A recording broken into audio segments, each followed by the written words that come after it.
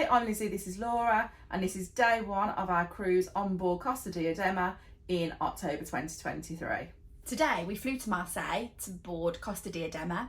We explored the ship and got to experience Costa's entertainment for the very first time. This is day one of a 7-night cruise, so please make sure you subscribe to our channel if you want to see everything that we get up to on board. We didn't pack until last night because we've had a busy week in the lead up to this cruise. So we finally managed to pack by about 10 o'clock last night.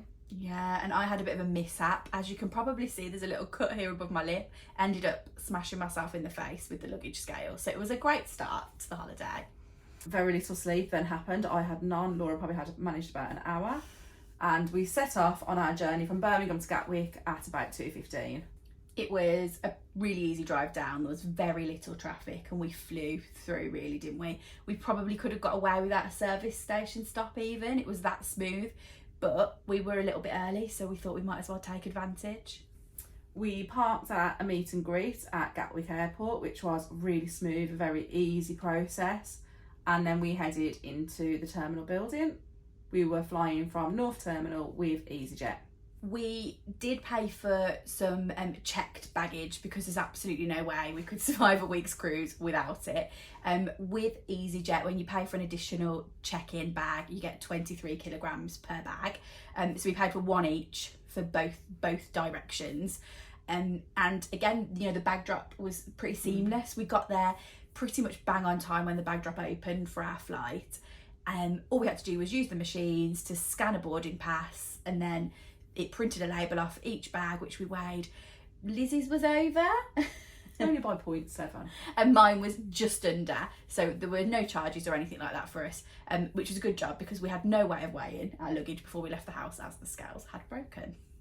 We then went straight through security, which was really quick to go through, really obviously organised. And as we went through the duty free, we had a little look around and headed to Wetherspoons, where we were planning on meeting Tom and Dom. So if you don't already subscribe to Tom and Dom, make sure you do. I'm sure you already all do, as they are coming on this same cruise with us. We enjoyed a bit of a catch up and our breakfast in Wetherspoons. All of us just had a breakfast basically, and it was a little bit busy when we got there. We had to queue really briefly for a table, but again, they were really organised, got everybody seated. Food came really quickly, and by the time we'd finished our breakfast, our gate had been called and it was time for us to head towards the plane. We then walked down to gate 103. It was quite a considerable walk, so if you are flying from Gatwick, make sure you set off to your gate quite early. As we were walking there, they even called for it, changed to last call for boarding on the app, but when we got there it wasn't last call because people were queuing to get onto the plane. The weather wasn't great, it was raining as we got on the plane, and then we missed our slot, our takeoff slot. So we had about a 40-minute delay where we were just sat on the plane waiting until we took off. But as the flight time was only about an hour and a half, it wasn't really an issue. We landed in Marseille at about 10:55 a.m. We were landing actually in Terminal 2, which is the older, sort of smaller terminal at Marseille Airport. It was a really easy process getting off the plane, very quick through passport control, and by the time we actually got through to the luggage carousel, our bags were already on there. We then tried to get an Uber from Terminal 2 because of the 4 of us and our luggage. We needed an Uber XL. They were showing as available, but we tried about 3 times and they were not available. So we then walked down towards Terminal 1 where we managed to pick up a taxi. The taxi journey was quite interesting. I had the pleasure of sitting in the front seat. There were quite a few near misses. So maybe sit in the back if you can in a taxi in Marseille. Yeah. At one point he was like trying to show us what ships were in port on his phone and things like that. So we were a bit, oh. We actually arrived at the port before the ship had. So our flight was really early. We knew that this was probably going to happen, but better safe than sorry. When we got there was no hassle at all with us giving our luggage in and heading up to the check-in area to wait. We took our luggage straight through, went straight up the stairs, and we had a nice view out of a window to see Diadema come into the port. Originally, we'd been given a check-in time of 4:30, which we knew would be a long wait with having arrived at Marseille at 11 o'clock in the morning. So on the Thursday before we came, Laura phoned Costa up and they were very, very obliging and happy to change our embarkation time. Yeah, they switched us to the early slot, which was 2 p.m. with how late Diadema was due into port. That was, you know, the best slot they could give us, and it was really simple. I got straight through on the phone call as well. There was no waiting around. When we had checked our luggage in, we got given a little card with an embarkation number on, and we were group 3. So when we went upstairs, and they first of all called the priority group, which bizarrely was group 30. They then called groups 1 and 2, and then groups 3 and 4 after. So once the ship was here, it was quite quick to get on, and this is something that we've never really experienced before, but because Costa embark at all and disembark at all their ports, so it's obviously not as busy as getting on a ship when everybody is getting on the ship on the same day. Once we were on, our cabins weren't ready yet, so we just went and sat in a bar. We went to the All of Grand Bar, which was just the first one we came to, really, that there was plenty of seating available in, and we sat at the bar and got ourselves a cocktail. While we were having that cocktail, there was a dance lesson going on, which was very well attended and looked like great fun. So then we headed up to the buffet for lunch. We just both had a little bit of pasta each, because obviously you've got to have pasta on a Italian ship. And then Tom came back with a burger and chips that he'd found from somewhere. So we decided to share a burger and have a few chips each as well. While we were eating our food in the buffet, we were actually able to complete our emergency drill on our phones, which was really good.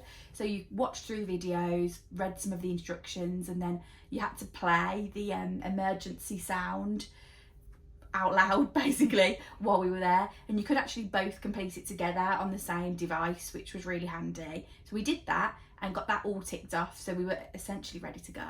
You then had to go and attend your muster station. So you could go any time between 4 and 5:30, and you are supposed to go in your life jacket to show that you know how to put your life jacket on, and you just go and you get your card scanned. So we did that, and then we dropped back our life jackets at the cabin and went for a drink in a bar, because we were a bit scared by now that if we fell asleep we might not wake back up again. After sitting in the bar for a little bit, we popped back to the room to just get changed, and our suitcases had also arrived. So we unpacked everything, got ready, and then headed straight out to dinner. We were fractionally late heading to dinner, but we're not really sure how the dining times work. We've got a time on our card that says 6:50 p.m, but the dining room has like an open seating sign in front of it, and also it says on the app that our dining time is between 6:45 and 7:10. So we're not sure whether you have to be there at the specific time or if you can just go within that window. On Costa ships you can choose 4 courses. It's a starter, first course, main course, and then a dessert. However, we weren't hungry enough to have 4 courses, so we went straight for the first course. We ordered a penne pasta with salmon and vodka, and then we ordered a pasta that was called like mezza maniche. Please forgive the pronunciation because that could be terrible, but it was like a ragu type style, but it was more like slow cooked beef that was in it rather than mince. And we had a bit of each and then swapped halfway through, so we both got to try both pastas. For my main, I had a slow roasted beef fillet with potatoes basically and a peppercorn sauce. And I had the chicken that was stuffed with turkey. It was really nice actually. It had a nice sauce with it, and it was like sliced potatoes. And then for dessert, Lizzie didn't have anything, and I had the Swiss chocolate cake, which initially I thought this is going to be a bit dry. There's only a tiny little blob of cream, but there was like a caramel sauce around the edge that was really tasty and helped to moisten it all up a bit. Overall, we enjoyed dinner, and it was actually quite a nice experience. It was somebody's birthday a couple of tables away from us, and they brought out a really nice looking cake and all sang happy birthday, and then she said to share it between everybody who was around the restaurant, so they were bringing away a round cake, and we declined it because I don't like cake. And I'd just eaten a big slab of it, so I couldn't possibly have eaten any more. After that, we went for a little walk around the ship and were trying to orientate ourselves, and then we bumped into Tom and Dom, totally coincidentally, and we went and sat and had a drink at the Sunset Bar. We had Aperol Spritz at the Sunset Bar, which is a favourite of mine, and we were able to sit outside without it being too uncomfortably cold, which we were pleasantly surprised by. as it is late in October now, we thought there'd be no hope of that. But it was really nice out there. They had a DJ playing a bit of music. It does say this is an adults only space, and we did see the staff actually ask some younger members of a family to leave the venue, so they do definitely adhere to it on board the ship. We then popped into the casino just to have a little look. Yeah. And we always spend €10, $10, £10 when we're on board. We haven't quite spent it all yet. I have.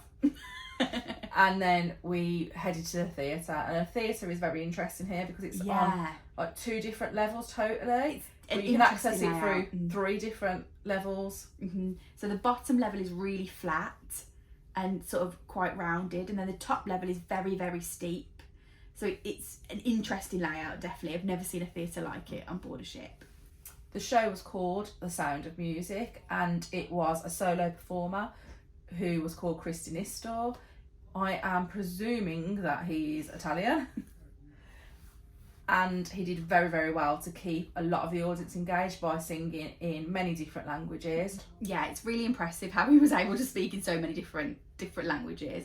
And he did do a favourite, didn't he, from each country, essentially, that he was representing. Yeah, he did France, he did Spain, he did Italy, but no British song. We then went to the All of Grand Bar and sat in there and had a couple of drinks, including our favourite new drink. Well, it's not a new drink. You used to love this drink, a Bacardi Breezer, so we were very excited to all get one of those. Yeah, Lizzie spotted this on the menu earlier in the day, listed as a soft drink. So we had to order it to see if it was true or false that it was a soft drink. It's not a soft drink. It's absolutely not. It's 4%.